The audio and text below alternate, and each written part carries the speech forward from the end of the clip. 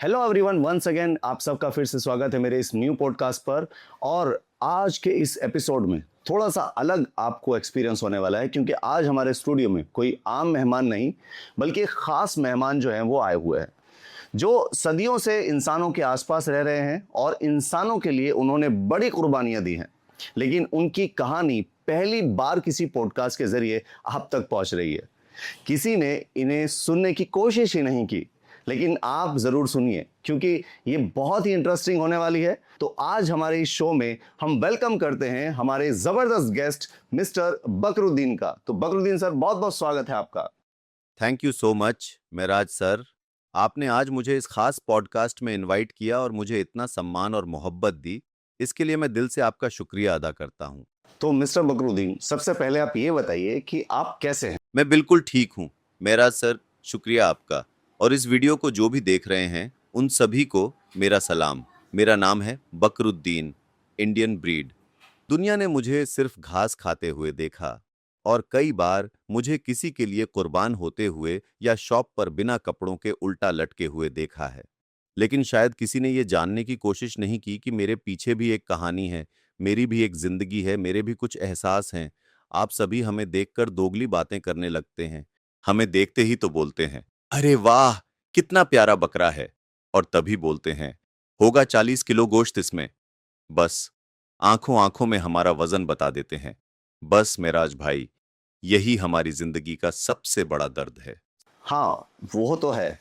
अच्छा, आपके रिलेशन इंसानों के साथ कैसे हैं और आप एक दूसरे के साथ कैसे रहते हैं। सर, असल में हमारी लाइफ गुलामों वाली लाइफ है, तो इंसानों से हमारा रिश्ता मालिक और गुलाम जितना ही है।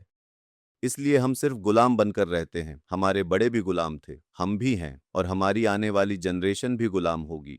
हमें और हमारी पूरी कौम को सिर्फ काटने के लिए ही पाला जाता है। अच्छा अच्छा, बात तो सही है और तकलीफ भरी भी है। पर कुदरत ने आपको इतने प्रोटीन और ताकत से नवाजा है और आपकी वजह से कितने लोगों का पेट भरता है।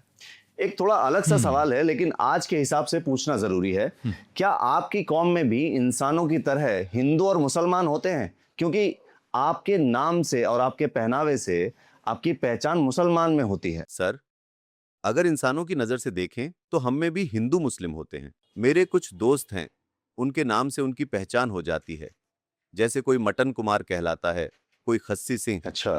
तो इस तरह पता चलता हम्म। है। कहीं किसी की बलि दी जाती है तो कोई कुर्बानी के नाम पर काट देता है। लेकिन हमारी नस्ल में कटना सबको है, चाहे हिंदू हो या मुसलमान।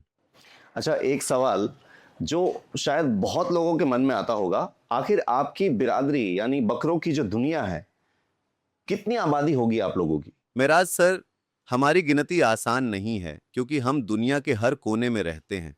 हमारी आबादी 100 करोड़ से भी अच्छा। ज्यादा है। लेकिन सर, एक मजेदार बात बताऊं। अरे जरूर, बिल्कुल बताओ। इंसानों की आबादी बढ़ती है तो लोग सोचने लगते हैं कि रोजगार कैसे मिलेगा, खर्च कैसे चलेगा, भविष्य कैसा होगा। लेकिन हमारी आबादी बढ़ती है तो लोग कहते हैं, अरे भाई, बाजार में रौनक आने वाली है। सर, इंसान बढ़ते हैं तो कई बार इकोनॉमी की चिंता बढ़ जाती है, और हम बढ़ते हैं तो इकोनॉमी को बूस्ट मिलता है। कई लोगों का कारोबार चलने लगता है। अच्छा, आपकी बिरादरी की जनरेशन कितनी तेजी से बढ़ती है? मतलब मेमने से बकरा बनने में कितना टाइम लगता है? आमतौर पर 6 से 12 महीने में हम काफी बड़े हो जाते हैं। मेमने से बकरा बनने में करीब कुछ ही महीने लगते हैं।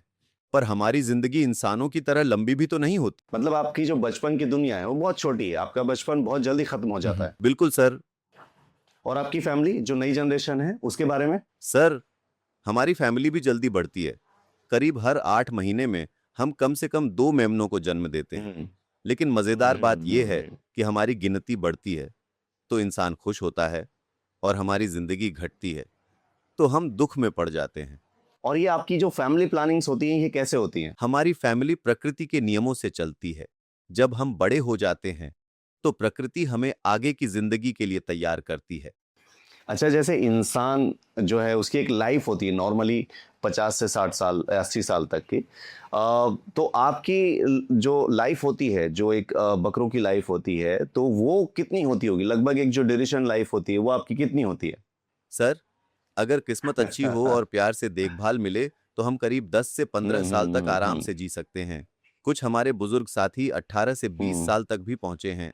लंबी जिंदगी अच्छी है, लेकिन अच्छा। अच्छी जिंदगी उससे भी ज्यादा जरूरी है। अच्छा, दुनिया में हर साल करोड़ों किलो आपका मटन जो है वो खाया जाता है, बेचा जाता है। इतनी बड़ी खपत होने के बाद आपकी जो बिरादरी है, आपकी जो आबादी है, वो हम्म। फिर भी कम नहीं होती।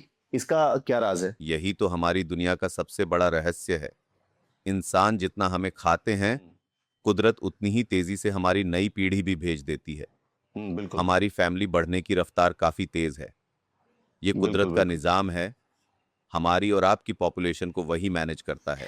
अगर पूरी दुनिया में एक साल तक किसी भी बकरे को ना काटा जाए तो क्या होगा? मतलब आपकी जो आबादी है वो बहुत तेजी से बढ़ सकती है। फिर तो हमें एक बड़ा जलसा करना पड़ेगा, क्योंकि एक साल में हमारी फैमिली काफी बढ़ जाएगी। आज जो मैदान खाली दिखते हैं, वहां शायद हमें जगह कम पड़ने लगे, पर ऐसा होगा नहीं, क्योंकि हर चीज कुदरत ने ऑटोमेटिकली सेट की हुई है। किसी के जीने के लिए किसी को मरना पड़ता है। बस यही तो नेचर का नियम है। आपकी जो फैमिली होती है उसे आप कैसे पहचानते हैं? लाइक आपको कैसे पता चलता है कि ये जो बच्चे हैं ये आपके हैं, या ये जो भाई बहन हैं ये आपके हैं? ये आप कैसे पहचानते हो? देखिए, हमारे लिए ये बड़ा मुश्किल काम है, क्योंकि हमें पता ही नहीं होता कि कब, कहां और कितने बच्चे पैदा हुए। हमारी दुनिया थोड़ी अलग है। हमारे यहाँ बच्चों की असली जिम्मेदारी उनकी माँ यानी बकरियों की और उनके साथ रह रहे इंसानों की होती है, और हमारी जिम्मेदारी तो बस नई जिंदगी शुरू करने तक होती है। हमें तो बस दावत के लिए ले जाया जाता बिल्कुल, है बेशक और बेशक। दावत खत्म करके फिर अपनी जिंदगी में वापस। तो क्या आपको पता है कि आपकी कौन कौन सी डिशें हैं दुनिया में जो बहुत फेमस हैं, जिन्हें लोग बहुत पसंद करते हैं और जिनकी वजह से आपकी काफी डिमांड बढ़ती है? ये मुझे कैसे पता होगा? ना हम खाते हैं, ना हम बनाते हैं। हम तो खुद पूरे वेजिटेरियन हैं। हम तो बस घास पत्ते और प्रकृति का खाना खाते हैं। अच्छा, चलिए मैं आपको आपकी कुछ ऐसी डिशेस के नाम बताता हूँ जो दुनिया में बहुत फेमस है, बहुत मशहूर है, और उसकी वजह से जो आपकी कंजप्शन है वो बहुत ज़्यादा डिमांडिंग हो गई है। महराज सर, नाम सुन लूंगा, लेकिन स्वाद कैसा है ये मत पूछना, क्योंकि मैं तो सिर्फ घास का एक्सपर्ट हूँ।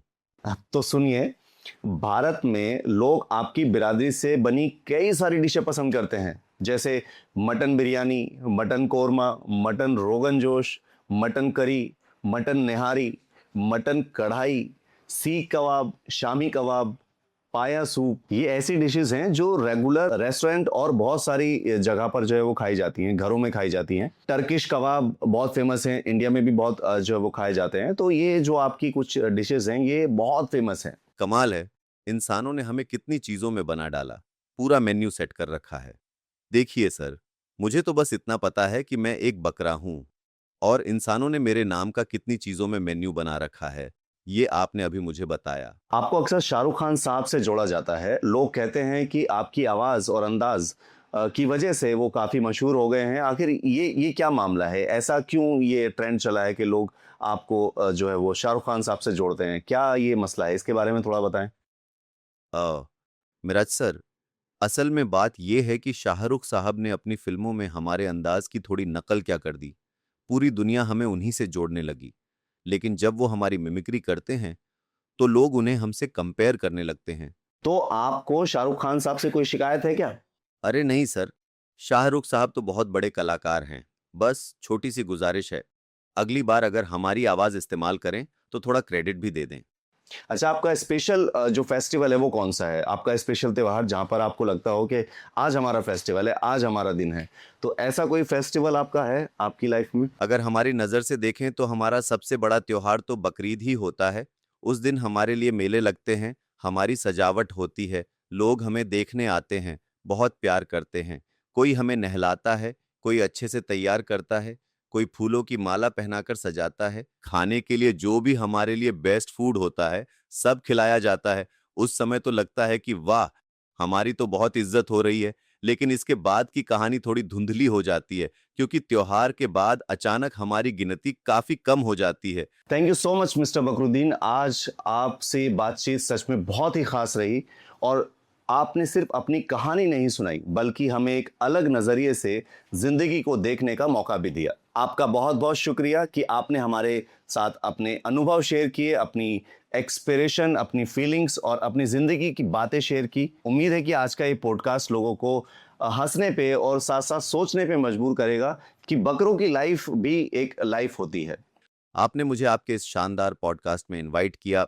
ये मेरी लाइफ का पहला पॉडकास्ट है। आपकी वजह से आज मेरी बात लोगों तक पहुंची, उसके लिए आपका दिल से शुक्रिया। और मेरी तरफ से इस पॉडकास्ट के सभी लवर्स और आपके सारे सब्सक्राइबर्स को प्यार और मोहब्बत। तो दोस्तों, आज के इस ज़बरदस्त एपिसोड में हमने मिस्टर बकरुद्दीन से मुलाकात की, इनको जानने की कोशिश की और इनको समझने की कोशिश की। उम्मीद है आपको ये बातचीत बहुत पसंद आई होगी। अगर आपको भी बकरुद्दीन की कहानी अच्छी लगी तो आप कमेंट में ज़रूर बताएं और कमेंट करें कि आपको कौन सी बात सबसे ज़्यादा अच्छी लगी। मिलते हैं अगले पॉडकास्ट में एक नई कहानी के साथ, एक नए कैरेक्टर के साथ। तब तक के लिए अपना ध्यान रखें। Thank you so much and take care.